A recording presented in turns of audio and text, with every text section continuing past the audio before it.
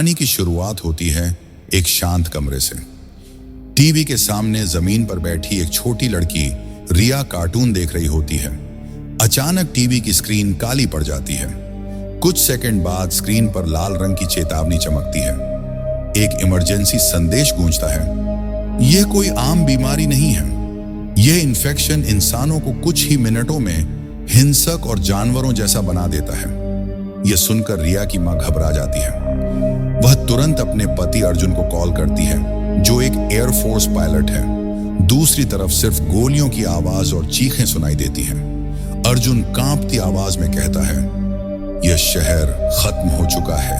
Infected लोग अब शिकारी बन चुके हैं। तुम्हें तुरंत वहां से निकलना होगा। फोन काटने से पहले अर्जुन अपनी बेटी को वीडियो कॉल पर देखता है। रिया अपने पिता को वही काले धागे का ब्रेसलेट दिखाती है जो उसने खुद बनाया था। अर्जुन मुस्कुराकर कहता है, ये मेरे साथ हमेशा रहेगा। मैं जरूर लौटूंगा, तुम बिल्कुल भी टेंशन मत लेना।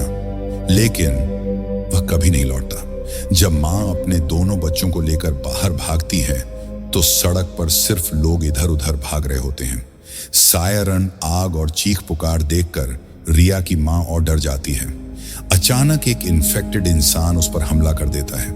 कुछ ही सेकंड में वह भी उन्हीं जैसी बन जाती है। रिया डर के मारे कार के नीचे छुप जाती है। वहीं से वह अपने छोटे भाई को इन्फेक्टेड होते देखती है।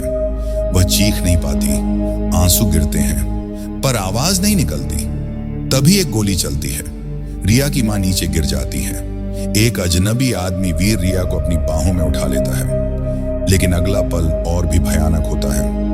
वीर रिया से कहता है, अपने कान ढक लो, और वह रिया के भाई को गोली मार देता है। उस दिन रिया की दुनिया खत्म हो जाती है और वीर ही उसकी पूरी दुनिया बन जाता है। दुनिया खामोश हो चुकी थी। शहर खंडहर बन चुके थे। ज़ॉम्बी हर जगह घूम रहे थे, तेज, समझदार और बेहद खतरनाक। अब रिया वह डरी हुई बच्ची नहीं रही। वीर ने उसे लड़ना, निशाना लगाना और जिंदा रहना सिखा दिया था। एक दिन प्रैक्टिस के दौरान उन्हें एक इंसान भागता हुआ दिखता है। वीर कहता है, यह तुम्हारी परीक्षा है। रिया गोली चलाती है, लेकिन गलती से इंसान को ही मार देती है। वीर गुस्से में कहता है, इस दुनिया में हर इंसान की कीमत है। निशाना सोच समझकर लगाया करो। तभी कुछ गाड़ियां उन्हें घेर लेती हैं। हथियारबंद बचे हुए लोग, उन्हीं में एक गर्भवती महिला जिसका नाम सिया होता है, हालात शांत करने की कोशिश करती है। लेकिन शोर होने के कारण ज़ॉम्बी आ जाते हैं। भयानक लड़ाई होती है। ज्यादातर लोग मारे जाते हैं। सिर्फ 4 लोग बचते हैं, वीर, रिया, सिया और उसका पति नील। वे एक अफवाह सुनते हैं। समुंदर के बीच जहाजों से बनी एक सुरक्षित बस्ती है। एक पुराने एयरपोर्ट पर उन्हें एक टूटा फूटा विमान मिलता है। नील उसे उड़ाने की कोशिश करता है, लेकिन ज़ॉम्बी वहां पहुंच जाते हैं। रिया अपनी सीट पर बैठ जाती है। उसे अपने पिता की बातें याद आती हैं, क्योंकि उसके पिता ने उसे विमान उड़ाना सिखाया था। रिया विमान उड़ा देती है, लेकिन किस्मत साथ नहीं देती। इंजन फेल हो जाता है। वे किसी तरह जमीन पर गिरते हैं। रास्ते में एक सुंदर फार्म हाउस मिलता है, जहां खाना, बिजली और सुरक्षा होती है। लेकिन वहां मौजूद एक व्यक्ति वैज्ञानिक निकलता है। वह मानता है कि ज़ॉम्बी ही मानव विकास है। उसने ज़ॉम्बी को कंट्रोल करने की मशीन बना रखी होती है। नील खुद इन्फेक्टेड हो चुका होता है। वह सिया और अपने बच्चे को बचाने के लिए रुक जाता है।